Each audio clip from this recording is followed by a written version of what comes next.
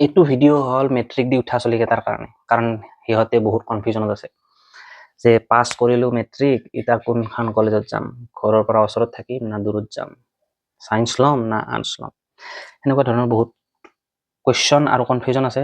আৰু মোক সোধা তাৰে চবতকে বেছি কমন 5টা কুৱেশ্যন লৈছোঁ, আৰু তাৰ পৰা এইকেইটা এনচাৰ দিলে মেক্সিমাম কুৱেশ্যন মানে চল্ভ হৈয়ে যাব। আৰু যিহেতু ফিউচাৰৰ কথা আছে, তো ইমান জলবাজি নকৰোঁ, লাহে লাহে কথা পাতিম, আলোচনা কৰিম, ডিছকাশ্যন কৰিম, আৰু সেনেকে এটা জীৱনৰ গুৰুত্বপূৰ্ণ ডিচিশ্যন আমি আজি ল'ম। তো নমস্কাৰ, মই মিন্ময়। তো ষ্টাৰ্ট কৰোঁ প্ৰথম কুৱেশ্যনৰ পৰা। দাদা এইবাৰ মেট্ৰিক দিছোঁ, ছায়েন্স ল'ম নে আৰ্টছ ল'ম, কনফিউজ হৈ আছোঁ, হেল্প কৰক। অ'কে, আমাৰ বহুতৰে এইম ইন লাইফ নাথাকেই তেনেকুৱালৈকে, মেক্সিমামত নাথাকে। তাৰে খুব কম সংখ্যক এক্সেপশ্যনেল ষ্টুডেণ্ট কিছুমান থাকে যাৰ অলৰেডি ডক্টৰ হ'ব মন, ইঞ্জিনিয়াৰ হ'ব মন, বা IAS অফিচাৰ হ'ব মন। তো সেইকেইটাক কংগ্ৰেচুলেশ্যন, তোমালোকে অলৰেডি তোমালোকৰ ষ্ট্ৰীম ডিচাইড কৰছাই। কিন্তু তাৰ ভিতৰত মেক্সিমাম ষ্টুডেণ্ট এনেকুৱাও থাকে যে মই নিজে নাজানো মই কোনটো ছাবজেক্ট ভাল পাওঁ। তো আৰু সেইটো একদমেই এবনৰ্মেল নহয়। নিজকে ভাববা নালাগে কি মই পিছ পৰি থাকিলোঁ নেকি, পিছ পৰি থকা নাই। কাৰণ ক্লাছ 10লৈকে গোটেইকেইটা ছাবজেক্টৰ ইমানখিনি ইন্ট্ৰডাকশ্যন লেভেলৰহে ইনফৰমেশ্যন থাকে, যিবিলাক পঢ়ি আমি এটা ছাবজেক্টৰ প্ৰতি ইণ্টাৰেষ্ট আছে নে নাই আমি গম নাপাওঁ। তো সেইকাৰণে আমি নিজকে ভাববা নালাগে কি পিছ পৰি আছোঁ নেকি। ছেকেণ্ড কথা, আমি যদি এক্সপেক্ট কৰি আছোঁ 70 বা 80 পাৰ লগে লগে যে আমি এটা স্মাৰ্ট ষ্টুডেণ্ট, আৰু মই দেখাব লাগিব মানুহ যে মই স্মাৰ্ট ষ্টুডেণ্ট, সেইকাৰণে মই ছায়েন্স ল'ম। তো তোমাতকৈ মূৰ্খ আৰু কোনো নাই। কাৰণ তুমি যদি দেখাবাক লগিহে ছায়েন্সটো লৈ যা, তুমি কুইট কৰা, কুইট। তোমাৰ কোনো ইণ্টাৰেষ্টে নাই ডক্টৰ হ'বা, ইঞ্জিনিয়াৰ হ'বা, আৰু বা ছায়েন্স ছাবজেক্টটোৰ প্ৰতিয়ে। তুমি জাষ্ট কিছুমান ফেক্ট টালি ল'বা খুজিছা, আৰু সেইটো কৰাটো বহুত অপৰাধ তোমাৰ লাইফৰ কাৰণে। তুমি ধোকা দি আছা তোমাক। তো সেইটো চিন্তা বাদ দিয়া। 2 দিন তোমাৰ কথা ক'ব যে ছায়েন্স লৈছে, সেইটো তুমি ফিলো নকৰবা। পিছত গম পাবা, ৰিগ্ৰেট হ'ব, তুমি লাইফটো তোমাৰ ধ্বংস কৰলা। তোমাৰ আচলতে ইণ্টাৰেষ্টে নাছিল, তোমাৰ ইণ্টাৰেষ্ট আছিল আৰ্টছত। লাইক তুমি পলিটিক্স কৰি ভাল পাওঁ, পলিটিক্সৰ কথাবিলাক ভাল পাওঁ, তুমি জিঅ' পলিটিক্সত বেছি ইণ্টাৰেষ্ট, হিষ্ট্ৰী পঢ়ি ভাল পাওঁ বোলে, পিছত গম পাবা আৰু তেতিয়া ৰিগ্ৰেট হ'ব। থাৰ্ড কথা, তোমাৰ যদি আৰ্টছ ল'বা মন, আৰ্টছৰ ছাবজেক্ট পঢ়িবা মন, পলিটিক্স পঢ়িবা মন, ইকনমিক্স পঢ়িবা মন, তো তুমি অলপো হেজিটেটেই নকৰবা যে মানুহে মোক কম স্মাৰ্ট বুলি ভাবব নেকি। সেইখিনি কথা এতিয়া চিন্তা নকৰবা, পিছত ওলাই যাব, দুধ কা দুধ পানী কা পানী হৈ যাব কেইবছৰমান পাছত। আৰু যিকেইটাৰ ইচ্ছা বোলা বস্তু একো নাই, বোলে মই নাজনোৱে, মোৰ ইচ্ছা আৰ্টছ ল'বা নে ছায়েন্স ল'বা, তো তোমালোকে এটা আইডিয়া কৰিব লাগিব যে তোমালোকৰ পাৰ্চেণ্টেজৰ ওপৰত, যে তোমালোকে যদি কিউৰিয়াছ নহয় এবাউট ছায়েন্স, দেন আৰ্টছ লোৱাটো বেছি বেটাৰ। কাৰণ কিয় কৈছোঁ, সঁচাকৈ, আৰু পাৰ্চেণ্টেজৰ ওপৰত কিয় ডিপেণ্ডেণ্ট, তোমাৰ যদি ভাল পাৰ্চেণ্টেজ এটা নাই, তো it's going to be very hard. Like মই 80-85 বুলিও নকওঁ, মানে এটা ফিক্স পাৰ্চেণ্টেজৰ কথা মই নকওঁ, কাৰণ 80% পাছ হ'লেও ভাল কৰিব পাৰে পিছত। কিন্তু মেইনলি তোমাৰ যদি ভাল গ্ৰিপ এটা নাই মেথছত, তুমি মেথছ কৰি ভাল নোপোৱা, তেনেহ'লে আগবাঢ়ি যাই কক বকাই থাকিব লগা হয়। অ'কে, তো এই ক্ষেত্ৰত তোমাৰ যদি ভাল পাৰ্চেণ্টেজ নাই আৰু তুমি কনফিডেণ্ট নহয়, তেনেহ'লে তুমি আৰ্টছ লোৱা। ছেকেণ্ড কুৱেশ্যনটোক লৈ আহোঁ।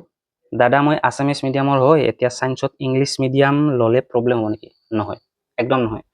তুমি যদি ভাবিয়ে লৈছা অলৰেডি ছায়েন্স ল'ম বুলি, আৰু অসমীয়াৰ পৰা ইংলিছত যাবা বুলি ভাবছা, তেনেহ'লে অলপো চিন্তা নকৰাকৈ ইংলিছ মিডিয়ামত লোৱা। কাৰণ ইংলিছ মিডিয়ামটো তোমাক বহুত হেল্প কৰিব তুমি যদি হায়াৰ ষ্টাডিজত যাবা। আৰু কাৰণ হাই ছেকেণ্ডাৰীৰ পিছত তুমি অসমীয়া আৰু নাপাবা, বা অসমীয়াত শিকোৱা টিচাৰো নাপাবা, আৰু এভেইলেবল মেটেৰিয়েলো নাপাবা। তুমি যদি ধৰা টিচাৰৰ হেল্প নলকে চেল্ফ ষ্টাডি কৰিব খোজা, তো সেইবিলাক কিতাপ নাপাবা। তো ইংলিছ আল্টিমেটলি চিটুৱেশ্যনটোৰ কথা কৈছোঁ, ইংলিছ মিডিয়ামটো বহুত জৰুৰী। তো আৰু সেইটো কেইদিনমান ফাৰ্ষ্ট ইয়াৰৰ ভিতৰতে তোমাৰ এইটো চেঞ্জ হৈ যাব যে বহুত টান নেকি, কাৰণ বহুত বেছিক ইংলিছখিনি লাগে। তুমি যদি ছায়েন্স লৈছা অলৰেডি তুমি সেইখিনি লেভেলৰ ইংলিছ তুমি আয়ত্ত কৰিছাই ক্লাছ 10 লৈকে আৰু বহুত গ্ৰামাৰ ইমান জৰুৰত নহয় তো ইমান চিন্তা কৰিব লগা একো নাই তো ইজিলি ওকে তো থাৰ্ড কুৱেশ্যনটোক লৈ আহোঁ দাদা কলেজ কেনেকৈ চিলেক্ট কৰিম অলপ হেল্প কৰিব কলেজ কেনেকৈ চিলেক্ট কৰিম য়েছ বহুত ষ্টুডেণ্টৰ এনেকুৱা ইচ্ছা থাকে যে মই এতিয়া ডাঙৰ হৈছোঁ মই মেট্ৰিক দিছোঁ তো মোক অলপ এতিয়া ফ্ৰীডম লাগে মই যাম দূৰৰ কলেজত কিন্তু ইফালে মোৰ ঘৰৰ অৱস্থা বহুত বেয়া আৰ্থিকভাৱে চ' মই বিশেষকৈ আৰ্থিকভাৱে বেয়া অৱস্থা ষ্টুডেণ্টৰ কথা কৈছোঁ যে যদি তুমি ফাইনেন্সিয়েলি তাৰমানে মেকআপে কৰিব নোৱাৰা এখন ডাঙৰ কলেজ প্ৰাইভেট কলেজ বা গুৱাহাটীত থকাৰ হাবিয়াসটো তো তুমি মিছামিছি এনেই এটা কক বকাব নালাগে এনে এটা বিনা কাৰণত প্ৰেছাৰ এটা ঘৰত দিব নালাগে কাৰণ ইমান বেছি চেঞ্জ হাই ছেকেণ্ডাৰীতে হ'ব বুলি মই নাভাবোঁ হাই ছেকেণ্ডাৰীত তুমি ঘৰত থাকিও ওচৰৰ কলেজখনৰ পৰা পঢ়ি ভাল ৰিজাল্ট এটা বনাব পাৰিবা এনেকুৱা নালাগে যে অমুকখন কলেজত গ'লেহে তোমাৰ বহুত নলেজ হ'ব আৰু এনেকুৱা মই নিজে দেখিছোঁ যিবিলাকে গুৱাহাটীত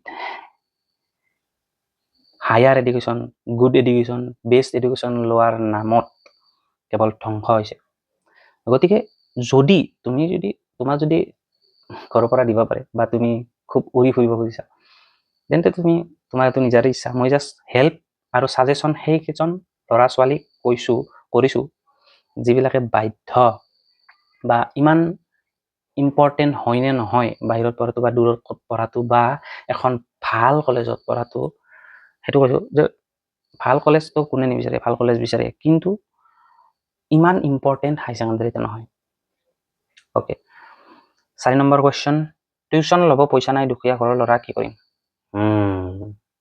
চায়েন্সৰ হয় টিউশ্যন লাগে কিয় লাগে টিউশ্যন যদি তুমি ইংলিছ মিডিয়ামৰ হয় তেন্তে তোমাৰ ইউটিউবতকৈ ভাল টিউশ্যন আৰু ক'তো নাই তোমাক যদি ইউটিউব কি পঢ়িম ইউটিউবত চাব নাজানো চেনেল কোনো পোৱাই নাই মোক কমেণ্ট কৰা মই বঢ়িয়াকৈ চব ছাবজেক্টৰে প্লে লিষ্ট দি দিম চব ইউটিউবত চব পায় কি নাপায় আৰু যদি তুমি আৰ্টছৰ মই সিমান বিশেষকৈ নাজানো আছেনে নাই কিন্তু ইউটিউবত অলমষ্ট চব পায় আৰু আই ডোণ্ট থিংক আৰ্টছৰ ষ্টুডেণ্টে টিউশ্যন লয় জানো মই একো হেড স্পীচ দিয়া নাই দেই মই জাষ্ট কৈছোঁ যে ইমান দৰকাৰ নহয় চাগে কাৰণ নিজে পঢ়ি পাৰে বা বস্তুখিনি ক্লাছতে ক্লিয়াৰ কৰি লয় সিহঁতে স্মাৰ্ট আছে আৰু বাকী চায়েন্সৰখিনি কাৰোবাক যদি নোটছ বাগেৰা লাগে কমেণ্টত জনালে হ'ল তো 5 নম্বৰ কুৱেশ্যনটোলৈকে আহোঁ দাদা মই 75% আশা কৰি আছোঁ মেট্ৰিকত ছায়েন্স লোৱা ভাল হ'বনে আৰ্টছ অ'কে এইটোতো ক'লোৱে ভালকৈ ক'লোঁ যে 75%টো এটা তাৰমানে নিৰ্দিষ্ট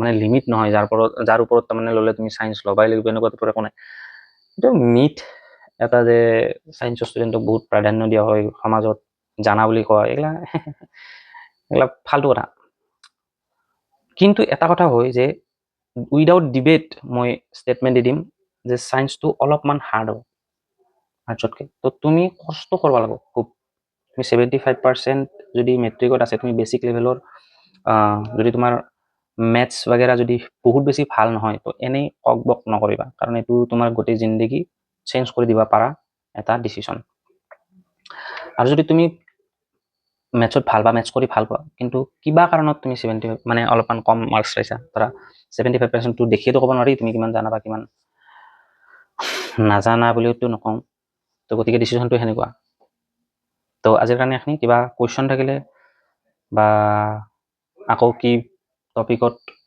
ভিডিঅ' বনাম তাৰ কিবা যদি ছাজেশ্যন থাকে কমেণ্ট বক্সত দিলে হ'ল আজিৰ কাৰণে বাই বাই আৰু এটা এনেকুৱা ষ্টুডেণ্ট ৰিলেটেড ভিডিঅ'ত পুনৰ লগ পাম বাই বাই